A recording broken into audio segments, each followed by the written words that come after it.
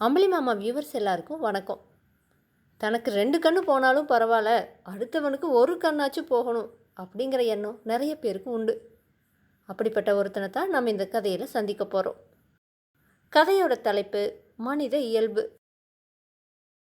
கப்பலூரில் சண்முகம்னு ஒருத்தர் இருந்தான். அவன் சின்ன வயசுலேருந்தே நல்ல குணங்களை கொண்டவனாக இருந்தான். பெருசானதும் அவன் தன்னால் முடிஞ்ச வரைக்கும் சொல்லாலேயும் செயலாலேயும் பணத்தாலேயும் மற்றவங்களுக்கெல்லாம் உதவி செஞ்சு வந்தான். அவன் பல சமயங்களில் வலியனா போய் உதவியும் வந்தான்.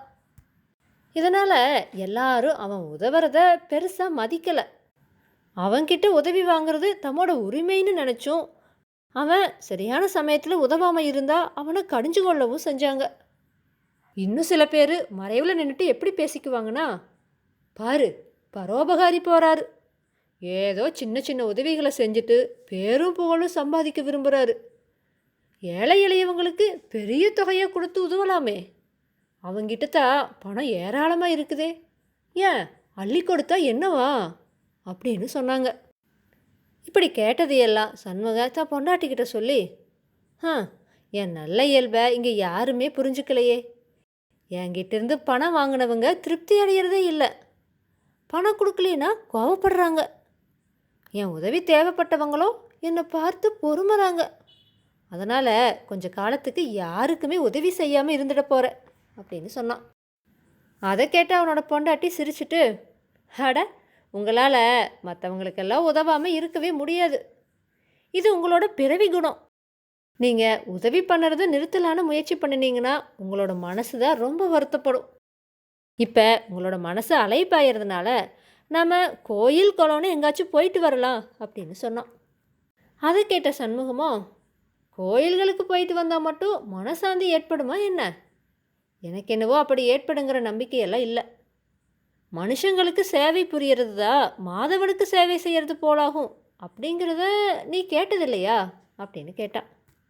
அவனோட மனைவியும், சரி மனுஷனோட உருவத்தில் தான் நீங்கள் கடவுளை பார்க்கறதாகவே வச்சுக்குவோம், கஞ்சமலைங்கிற ஊரில் தத்வானந்தருங்கிற மகான் இருக்கார், அவரை கடவுளோட மறு அவதாரம்னு சொல்கிறாங்க, பல அற்புதங்களை அவர் செஞ்சு காட்டியிருக்காராம், உங்கள் பெரியப்பாவோட மகன் கதிர்வேல் கூட அவருடைய பரம பக்தராமே, அவர் எதிலுமே நம்பிக்கை இல்லாமல் திரிஞ்சிட்டு இருந்தவர் தானே, அவரோட மனசை தத்வானந்தர் தான் மாற்றினாராம் அப்படின்னு சொன்னான்.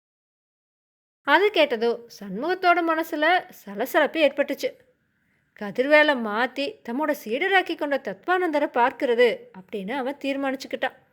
ஏன்னா கதிர்வேலு மாதிரியான ஒரு சுயநலக்காரனை பார்க்கவே முடியாது. அவன் தன்னுடைய தம்பிகளை ஏமாற்றி சொத்தையெல்லாம் அபகரிச்சுக்கிட்டவன், அதிகாரிகளுக்கு லஞ்சம் கொடுத்து அவன் தான் ஊருடைய கிராம அதிகாரியாக நியமனம் பெற்றவன், தன்னை மிஞ்சினவன் யாருமே இல்லைன்னு சொல்லி தெரிஞ்சிட்டு இருந்த அவனை தத்வானந்தர் மாற்றினாருன்னா அது அதிசயந்தான். தன்முகம் தன் பொண்டாட்டிக்கிட்ட, நம்ம கதிர்வேலுவோட ஊருக்கு போய் அவனோட வீட்டில் கொஞ்ச நாள் தங்குவோம், அவன் உண்மையாகவே மாறிட்டாங்கிறத நேரில் பார்த்தா நான் தத்வானந்தரை மகான்னு ஒப்புக்கொள்ளறேன், அவரையும் தரிசித்து மன நிம்மதி பெறற அப்படின்னு சொன்னான். அதை கேட்டு அவனோட பொண்டாட்டி ரொம்ப சந்தோஷப்பட்டான். புருஷனும் பொண்டாட்டியுமா கதிர்வேலுவோட ஊருக்கு போனாங்க. அவங்க போனப்போ கதிர்வேலுவோட வீட்டில் அமக்காலமாக பூஜை நடந்துட்டு இருந்துச்சு. நிறைய பேர் அதில் கலந்துட்டு பக்தி பரவசத்தோடு பஜனை பாடல்களை எல்லாம் பாடிட்டு இருந்தாங்க. பூஜை முடிஞ்சதும் எல்லாரும் போயிட்டாங்க. அப்போ கதிர்வேலு சண்முகத்தை பார்த்து அன்பாக வரவேற்றான். அவன் என்ன சொன்னானா, பாத்தியா இதே ஊருக்காரங்க என்னை ஊர் சுற்றி உதவாக்கறன்னெல்லாம் பேசுனாங்க, தத்வானந்தரோட தயவால் இப்போ இவங்களே என்ன போல உண்டான்னு கொண்டாடுறாங்கன்னு சொன்னான். அதை கேட்ட சண்முகம், பரவாயில்ல நீ தத்வானந்தரோட தயவால் திருந்திட்ட, முன்ன மாதிரி இல்லைங்கிறது மகிழ்ச்சிக்குரிய விஷயம், நீ முன்ன போல இல்லையே, மற்றவங்களுக்கு தீங்கு செய்யறதும் வெட்டி சண்டைகளுக்கு போகிறதும் கிடையாது இல்லையா, நல்லவேன்னு பேர் வாங்கிட்டேன்னு தெரியுது, உண்மையிலேயே அந்த தத்வானந்தர் மகான் தான், உன்கிட்ட இப்படி ஒரு மாற்றத்தை ஏற்படுத்திட்டாரே அப்படின்னு வியந்தவாறே சொன்னான்.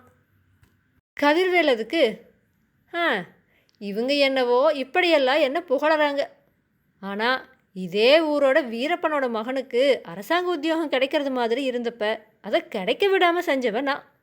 ஏன்னா கிராம அதிகாரியான என்கிட்ட அவனோட நடத்தையை பற்றி கேட்டாங்க, நான் அவனோட நடத்தை சரியில்லைன்னு எழுதுனதுனால அவனுக்கு அந்த வேலை கிடைக்கல. அந்த வீரப்பன் இருக்கானே, அவன் எனக்கு எதிராக ஒரு வழக்கில் சாட்சி சொன்னவன். அதனால் நான் பழி வாங்கிட்டேன்னு சொன்னான். சண்முகம் உடனே, அப்படியா, நீ தத்வானந்தரோட சீடனாகி பூஜையெல்லாம் ஆடம்பரமாக செய்கிறையே, உன்கிட்ட கோபதாபங்கள் மாதிரியான கெட்ட குணங்கள் மறைஞ்சிருச்சுன்னு நினச்சேன். பழைய மனத்தாங்கல்களை மனசில் வச்சுட்டு பழி வாங்கிறது முறையா அப்படின்னு கேட்டான். கதிர்வேலு முகத்தை சுழிச்சிட்டே, ஆ, அதெல்லாம் கேட்க நல்லா தான் இருக்குது. இன்னொன்னையும் கேட்டுக்கோ. முந்தா நாள் உங்கள் ஊர் கண்ணன் இந்த ஊருக்கு வந்திருந்தான். அவன் தன்னோட பொண்ணுக்கு இந்த ஊரில் திருமணம் பேசுகிறதுக்காக வந்தான்.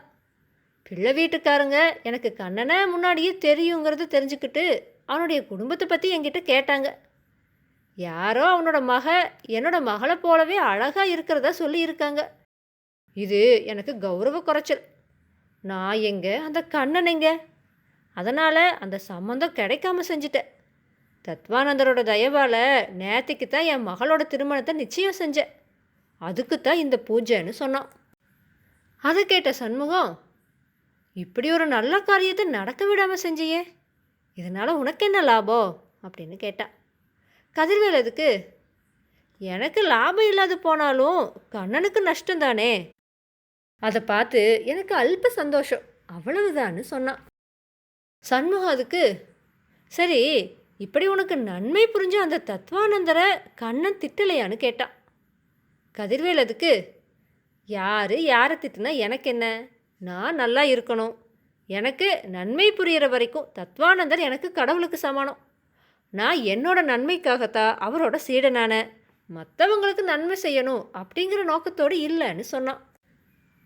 கதிர்வேலோட வீட்டில் அதிக நாட்கள் இருக்கிறது தவறு அப்படின்னு நினச்சி சண்முகம் ஒரு நாள் இருந்துட்டு அங்கேருந்து கிளம்பிட்டான்.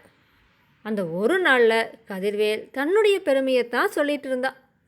அங்கிருந்து கிளம்புன சண்முகம் தன்னோட ஊருக்கே போயிடுவா அப்படின்னு தான் அவனோட பொண்டாட்டி எதிர்பார்த்தா. ஆனால் அவன் கஞ்சமலைக்கு போய் தத்வானந்தரை பார்க்கலான்னு சொன்னதும் அவளுக்கு ஒரே ஆச்சரியமாக போச்சு. அவள் சண்முகத்துக்கிட்ட, ஏங்க, கதிர்வேலு தத்வானந்தருடைய சீடனாகியும் மாறலைன்னு நேரில் பார்த்ததுக்கு அப்புறமாவுமா அந்த மகானை பார்க்க போகிறீங்க அப்படின்னு கேட்டான்.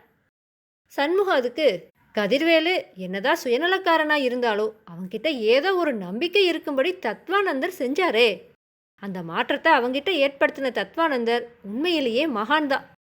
அவர் படிப்படியாக கதிர்வேலுவுடைய கெட்ட குணங்களை போக்கிடுவாருங்கிற நம்பிக்கை எனக்கு இருக்குது.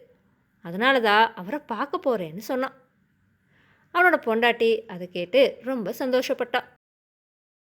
மனித இயல்புங்கிற இந்த கதை இத்தோடு நிறைவடைஞ்சிருச்சு. இந்த கதை உங்களுக்கு பிடிச்சிருந்துச்சுன்னா இதுக்கு ஒரு லைக்கை கொடுத்துட்டு மற்றவங்க கூட ஷேர் பண்ணிக்கோங்க. நம்ம சேனலை இன்னும் நீங்கள் சப்ஸ்கிரைப் பண்ணலைன்னா மறக்காமல் சப்ஸ்கிரைப் பண்ணிக்கோங்க. மற்றும் ஒரு சுவையான கதையோடு நான் உங்களை அடுத்த பதிவில் சந்திக்கிறேன்.